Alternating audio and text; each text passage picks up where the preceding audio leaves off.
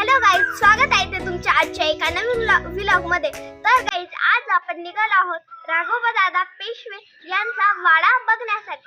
तर आपण राघोबा दादा यांचा वाडा बघण्यासाठी आलो आहोत कोपरगाव शहरामध्ये। तर चला, तुम्ही आमचा आजचा व्लॉग शेवटपर्यंत नक्की बघा आणि आमच्या चॅनलला लाईक सबस्क्राइब नक्की करा। कोपरगाव शहरामधील गोदावरी नदीच्या उत्तर काठावरती हा वाडा आहे। 18व्या शतकातील मध्यामध्ये हा वाडा बांधण्यात आलेला आहे। तर आपण पाहत आहोत वाड्याचा बाहेरील परिसर। वाड्यातील महिरूपी खिडक्या खूपच छान व सुंदर दिसत आहे। तर आता आपणास दिसत आहे वाड्यातील सध्याचे प्रवेशद्वार।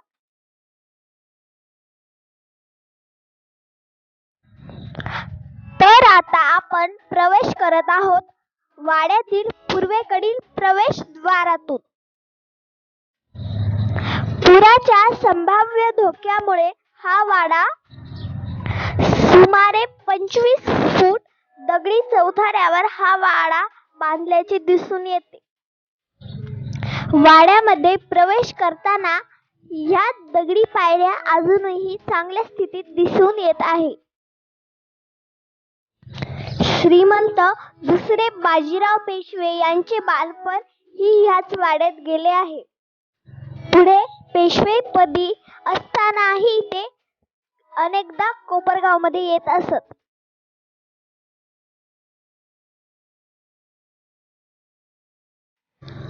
आत गेल्यावर आपल्याला दिसून येत आहे तो म्हणजे दिवाणखाना।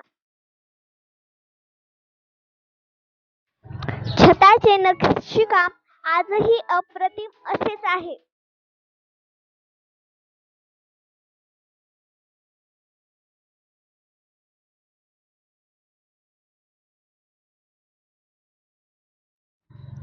पुढे गेल्यावर एक मोठा चौकही दिसून येतो। सोबतच सदर मुतपाकखाना, कोठीघर, खलवतखाना इत्यादी असावे।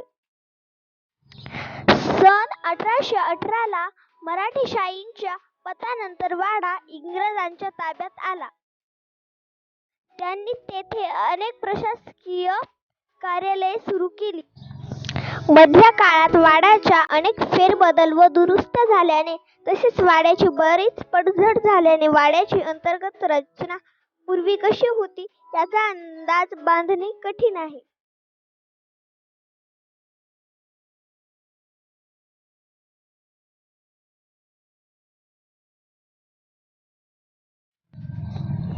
स्वातंत्र्यानंतर तेथे मामलेदार कचेरी सुरू करण्यात आली।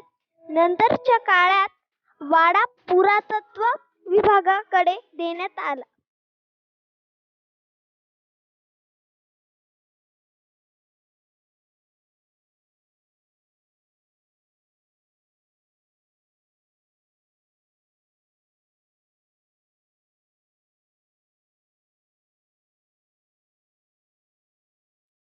राघोबा दादांच्या मनात पुण्यापासून दूर कोपरगाव मध्ये महाराष्ट्राची राजधानी करण्याचा विचार होता।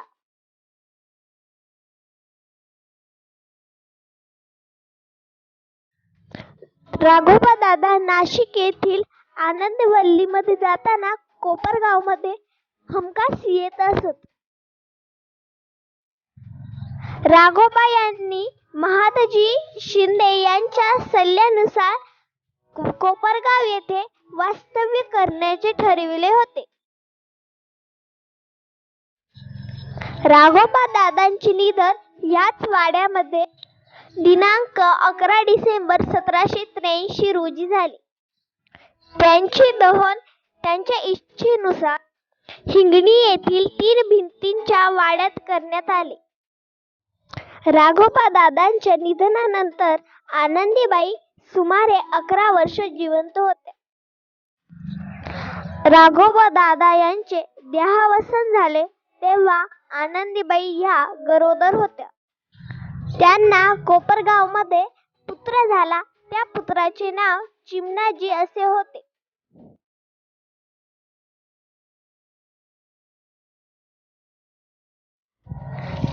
पेशवाईचा इतिहास थोडक्यात सांगायचा झाला तर माधवराव जिवंत असताना राघोबा दादांना हातपाय हलवता आले नाही.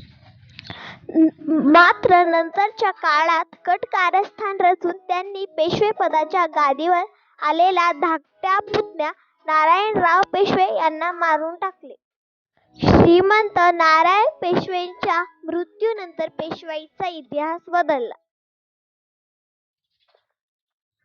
राघोबा आणि आनंदीबाईंना न्यायासनापुढे उभं केलं गेलं.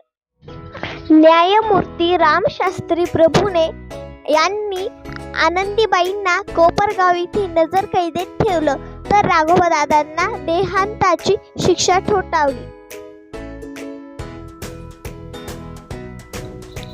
राघोबा दादांची देहांताची शिक्षा प्रत्यक्षात झाली नाही, पण नंतर त्यांनाही ह्याच वाड्यात नजरकैदेत ठेवण्यात आले. तर मित्रांनो, तुम्ही हा कोपरगाव येथील राघोबा दादांचा ऐतिहासिक वाडा कधी बघितलेला आहे का, हे आम्हाला कमेंट्स मध्ये नक्की सांगा.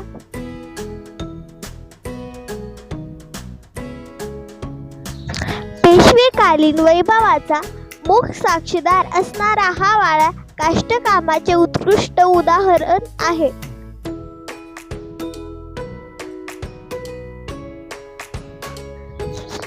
तर आता आपण वाडा पाहून बाहेर आलो आहोत व आपल्याला दिसत आहे सुंदर असं कोपरगाव शहर.